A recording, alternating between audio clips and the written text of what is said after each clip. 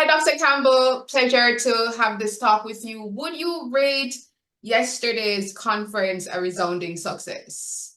Absolutely. Going into a conference, we would have set certain objectives. We wanted to have a very good production. Thought we achieved that. We wanted to have good mobilization. I thought we achieved that. We wanted to have good energy amongst the supporters, and that's something that you can't pay for. And I think we achieved that. We wanted the speakers to stay on message, and I think for the most part, the speakers were on point. We wanted the leader of the party to communicate a vision for the country, and he did so in a very lucid manner. And so I think that we achieved that. Okay. One political analyst, Lloyd V. Smith, in a media report today, admittedly, we know he is a part of the People's National Party, but he said that yesterday's conference also shows that the party is united behind Mark Golding. Would you say that's the case? Yes, it is united behind Mark Golding. You would have seen that just based on the involvement of the persons that spoke, that participated in the program. And this has been something that we've worked hard at. It has taken a while. It's not easy to unite a party that is in opposition. Parties that are in government is very easy to appear united, but when you're in opposition, it's not easy to do so. But we have created an environment of trust that persons can feel that their interest is also considered and protected. And we have created an environment of putting our best talent forward. I came out early to say that we wanted to put our best 11 forward, a sporting analogy to say that we put the best team forward. And I think we have given opportunities to persons. They're comfortable in the portfolios that they're currently shadowing. And I can feel the full effort of the team pushing in one direction. I noticed that Lisa Hanna wasn't there. Is there a reason for that specifically? Right, so Comrade Hanna has communicated that she's retiring from politics. And as of such, she has resigned as the chairman of the constituency, Southeast St. Ann. We have a new standard bearer, Dr. Kenneth Russell. And so, it's just going through that transition process. We wish her well in her endeavors. She has served the party and served it well for 18 years, served at various levels as region chairman, as treasurer of the party, as MP, Minister of Government. So, she has given her contribution. She has committed to continuing to support those interest groups that she has a passion about. She won't be doing that, though, she says, from a political point. But if ever she thinks that, she wants to re-engage in the political process, there's room in the People's National Party for her. So is she still in the PNP, even though she has stepped aside from those positions? She's not a representative of the party, but she is a member of the party. Okay. Or she will be a representative at the next election. She is currently a representative for Southeast St. Ann. Mm-hmm. Is that a significant loss for the party, losing her representation, losing her leadership? I was hoping to speak more about the conference as opposed to go into these things, but just to answer your question, politics, I've said, is about things that expand the numbers. So it's about addition and multiplication. You don't really want to lose persons. You want to be able to attract more persons to the process. It is a team sport. And for those of us who grew up playing team sport, I mean, I didn't play at a professional level, but I played a lot of team sport. You understand that you have different players that play at different positions in a team, and all are valuable. Certainly, Lisa Hanna is a valuable member of the PNP and of the Jamaican society. So if ever she should want to sojourn back into the political arena, the party will be welcoming of that. All right, and taking it back to the conference, Vybz Kartel, popular entertainer, perhaps the most popular dancehall superstar right now from Jamaica, and he has publicly endorsed the party. Do you think his public endorsement will attract new supporters to the PNP? I think politics is about engaging the persons in the society that have influence, because what you're trying to do is to shape policy. You're trying to create a better future for the next generation. That's essentially what our mandate is as leaders, is to try and create an environment that tomorrow is better than today. And in doing so, you want to engage persons that have influence. And it is undoubted that Cartel has tremendous reach in terms of influence. And so what you'd want to do as a political party or anybody else is to have some contribution in the direction of his influence. And so we think that engaging persons like that within the society and having a conversation with them about being a positive influence in the society is a good thing. If we are able to have any impact on him and he can try and guide some of the youngsters away from crime and violence, away from ending up in prison. I heard an interview with Sean Storm that was incarcerated with him, and he said, not even respect you don't get in prison. You know, so if these people can speak to some of those unattached persons, some of those persons in the society who are currently misguided and probably on a trajectory to ending up in prison, I think they may be best able to communicate to them. They may be best able to say to some of these wayward students that, look, take education seriously because there's nothing along this path for you to have. It is almost like going into church. The best testimony comes from those persons who had lived that life before, that they can now guide persons to say, you know, you should stay away from this because these are the likely consequences. Somebody that has walked that road does it better than somebody who has not gone down the road, who can only give a theoretical view. So I think that persons are just seem to, a few, because the majority of persons are agog, excited about it. A few persons seem to be only thinking along one track. And I'm encouraging them to just think of the possibility of having somebody who has tremendous influence like that. What are they suggesting? That we should leave that influence for it to be used for bad and not be participants in the process to try and get it for good? I don't understand what the complaint is. I didn't think about that angle, but as you rightly mentioned, there are some people as well who are looking at the negative side, the flip side of things, and are saying this is somebody that, even though he's very popular, has served time behind bars. And do you think that will negatively impact the party or have any potential fallouts? I don't think so. I think the general mood in the arena when he came on is the mood in the society, because the persons at the conference were a microcosm of the society. So I think that's a general mood. To say 95% of people are excited about it, that would be accurate. Is there 5% that have concern? Yes, there are. But I want to say to those persons, what is our purpose? What is the purpose of the penal institution? Is it there supposed to be reform of individuals who go into the penal institution? Is it that we're saying as a society, we are trying to transform a society, but there are persons that should be excluded? We don't believe that. If you're really trying to transform a society, then you have to engage all the persons within that society. And what you have to do is try and change their behavior. That's the process that we're in, is how do we change wayward behavior to get it to be in alignment with what is acceptable as societal norms, right? So I don't see how we can ignore persons along that path unless we are suggesting that we should allow them to just continue on a wayward path. But I think well-thinking Jamaicans, whenever they have an opportunity to have a talk with somebody who has influence and try to get them along what my grandmother would call the straight and narrow, they should take that opportunity. Additionally, we've always been a party that has been strong about the creative industry, music and sports and those other things, and we have done a lot to develop those. And there are several persons within the society who have taken advantage of those opportunities, and they have broken the cycle of intergenerational poverty. Where would persons like Adidja Palmer, Popcorn, Barry Salmon, Buju Banton, Bounty Killer, Beanie Man, where those persons be had it not been for music? Where persons like Usain Bolt and Ricardo Gardner and those persons be? They have transformed the entire family, right? And because of taking advantage of sports and entertainment. And we've always infused music into politics in Jamaica. The last election was almost dub for dub. The Prime Minister took on a moniker of Bro God, which was from one of the young artists coming up. The Clarks that he wore was because of Vybz Kartel. And Vybz Kartel lawyer throughout this matter is the president of the Senate, Tom Tavares Finson, was Vybz Kartel lawyer. So I'm not understanding what people are suggesting. What I think is a greater conversation that needs to be had is how do we ensure that there's actual reform that takes place in our penal institution so that when persons come out, the rate of recidivism becoming repeat offenders can be decreased.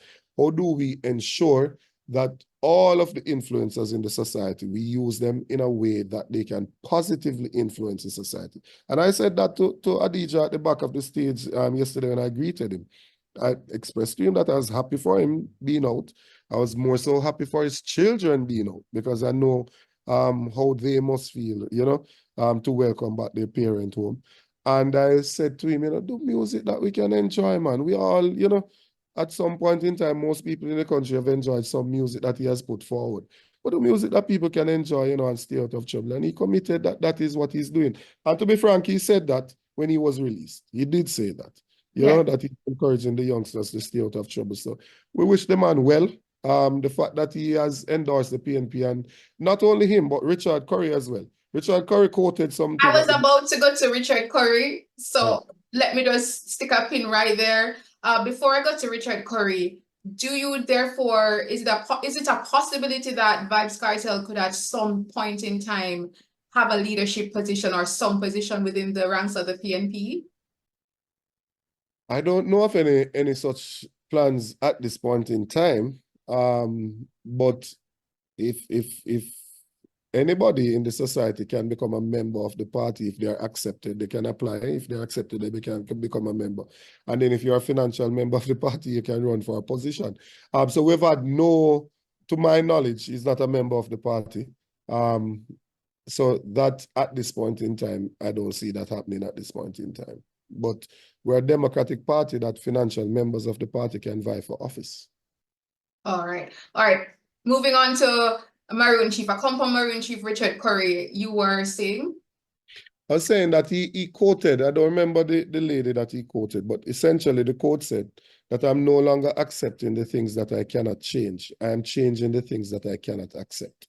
His dismay and his displeasure is the fact that they've been reaching out to the government for the last 3.5 years, he said, without any acknowledgement from the government.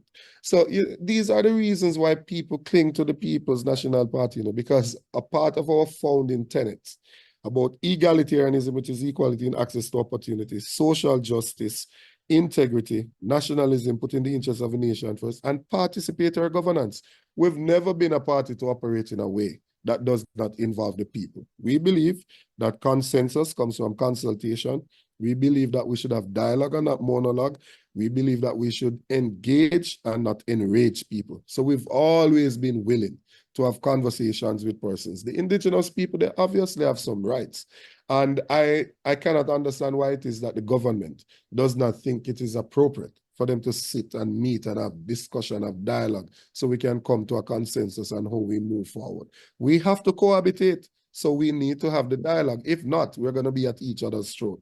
And so I think his message was a powerful one, to say that he is seeking shelter within the People's National Party because of how they have been treated. And that's a tremendous endorsement for us. And in the parish of St. Elizabeth, Northwestern St. Elizabeth, which has voted for the Labour Party for the last at least 5 elections, an endorsement like that is significant.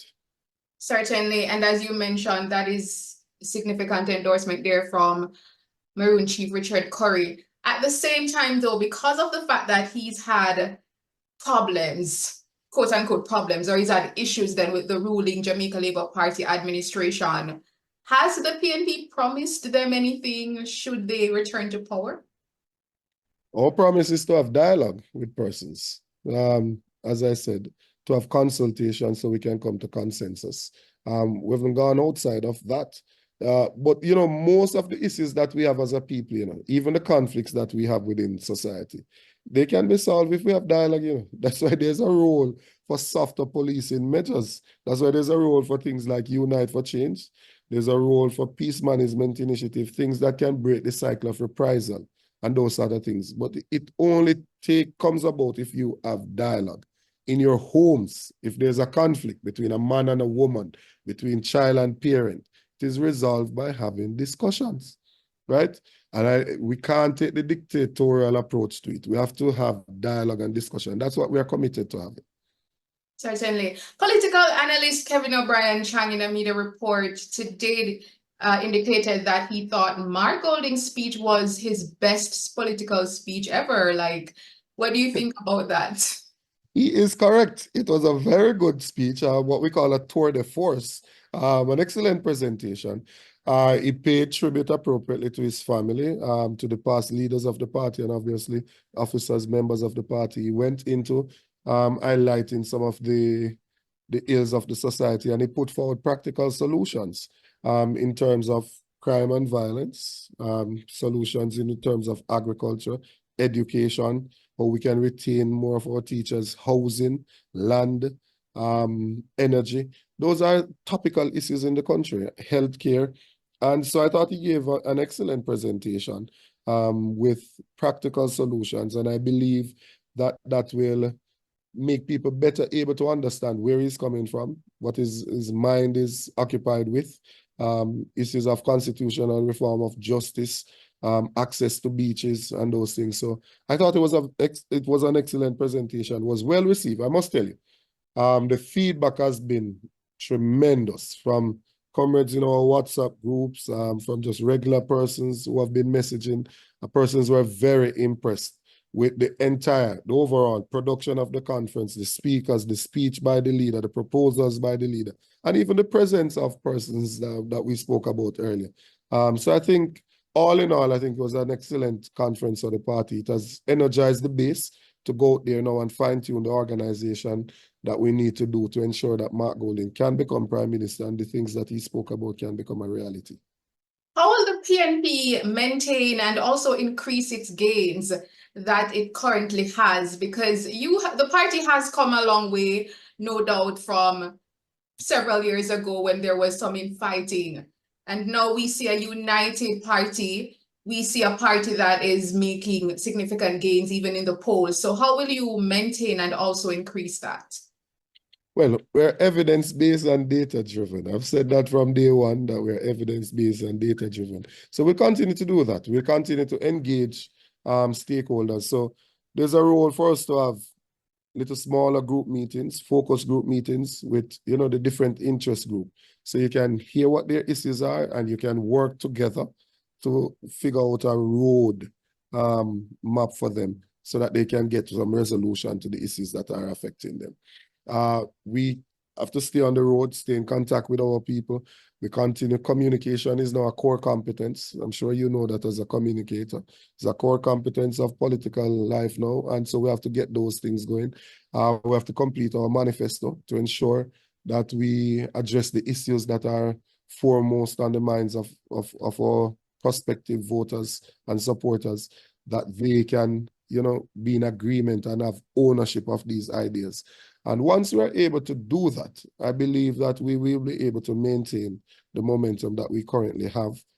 There is still a lot of room for improvement, despite the fact that we have come a long way. More of our spokespersons on the road speaking up on their portfolio issues, which will come. So it's a 5-year plan. And in doing a strategic plan, people look at it and they expect to get the results in year 1. From a 5-year strategic plan. It doesn't work that way. If you gave me CSEC math to do when I was in grade 7, I would fail. By the time I got to 5th form, there was no possibility of me failing because I would have gone through the 5 years of preparation. So it is important for us to bear those things in mind. We're now in year 5 and we are on target with the plan that we set at the outset. And so I think that we will be okay from here. Can Mark Golding with a united PNP right now beat Andrew Holness, especially if with general elections constitutionally due next year? Not only can he beat him, but he can beat him properly. In the elections in February, the People's National Party polled 311,000 votes. Andrew Holness has led the Labour Party into 3 local government elections. In 2012, they got 247 votes. In 2016, 287,000. In 2024, 289,000. So Mark Golding has polled nationally in the country 22,000 more votes than Holness has ever polled in a local government election. Also, the PNP won 115 divisions out of the 228 to the JLP 113, and the JLP previously had 130. So the PNP picked up 17. So I think that shows that he can campaign and compete in an election. Subsequent to that, we have seen that the opinion polls, the lead for the PNP has been extended. And Mark Golding, in the final poll that was done the latest poll that was done in June, had pulled ahead of Holness in positive ratings and has a much smaller negative ratings. Holness is 15 points ahead in negative ratings. So I think that not only will Mark Golding be able to campaign against Holness and win, but I think he'll be able to win properly with a comfortable lead. And, you know, the PNP's Team PNP. We are not a one-man band, right? It's Team PNP. So as you heard Damian say yesterday, when you're voting for the PNP, you're voting so that Damian Crawford can become the Minister of Education, you know, as opposed to Favour, who is there with only 18% of the students passing 5 subjects to include math and English. You're voting so Alfred Dawes can go to the Ministry of Health, an actual doctor who understands the health sector and not somebody whose core competence is marketing, which is what Minister Tufton is doing. He has a PhD in marketing. So when you're, you know, the reason why we train is that when you're under pressure, you do what you're accustomed to. So when you're a doctor and you're under pressure, you're going to revert to medicine because that's what you know. When you're a marketer and you're under pressure, you're going to revert to marketing because that's what you know, right? So you see, this is like Cornwall Regional Hospital. 2 billion to refurbish. We say build a new hospital. They say, no, that will take 14 billion. Then we're now at a bill that is over 20 billion and the hospital is still not refurbished. Might as well you build a new hospital. So those are the things that happen. But when you're voting for a team, and we have a team of experience and new energy and qualified persons. We presented the candidates yesterday. You'd have seen them in different categories. So, you know, it's a team that is deep. It's not a team that the Prime Minister currently has, where he wants a minister and he has to get a new senator to get a minister, even though he has 49 MPs. I mean, how does somebody like Sapphire Longmore feel that the Prime Minister wanted a minister and they had to resign as senator and bring in Dana Dixon to become a minister, and Sapphire Longmore is in the parliament? How does that make sense? Of all the persons in the lower house, you have to bring in Apka to become parliamentary secretary. That doesn't look good. It means that the others are anchored to the backbenches. You said he can win comfortable. Give me a number. More than 32. Okay, I'll hold you to that. More than 32. Final question. It's actually an aside. It's not related to the conference, but there was a media report today, actually from Nationwide News. They were saying that Integrity Commission is alleging that there's no evidence to show that Prime Minister Andrew Holness benefited from any illicit enrichment. I know that the report is going to be tabled in Parliament tomorrow, but any comments ahead of that? Firstly, I find it strange that the Prime Minister's statutory declaration was not certified or has not been certified for the last 3 years, and that there was absolutely no leak from the Integrity Commission. But now that they've sent a report to 4 persons, the Speaker of the House, the President of the Senate, Deputy Speaker, and the Clerk of the House, all of a sudden we're getting leaks, right? And they want us to believe that it is not from among those persons. Of course it is from among those persons, right? No, it's actually not legal to be commenting on the report before. So I'm going to stay away from the report, even though that headline is a clickbait, because the content of that article says a lot of things, right?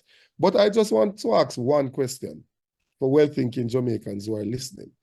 How is it that the Prime Minister of the country told us that he asked far and wide and he didn't find anybody within the Labour Party that was being investigated for illicit enrichment? But now they're saying that he has been cleared after the investigation for illicit enrichment. Is it that the Prime Minister of the country would have lied to us? It would appear so, that the Prime Minister of the country would have lied to us, because if they found no evidence about it, it means that that is what they were investigating. And the Prime Minister, when asked, said he asked far and wide and he found no one. He clearly did not speak to the man in the mirror. Interesting. Any final comments as we close off this interview, Dr. Campbell? God is good all the time, and all the time God is good. Vote for the PNP, vote for change. All right, thank you so much.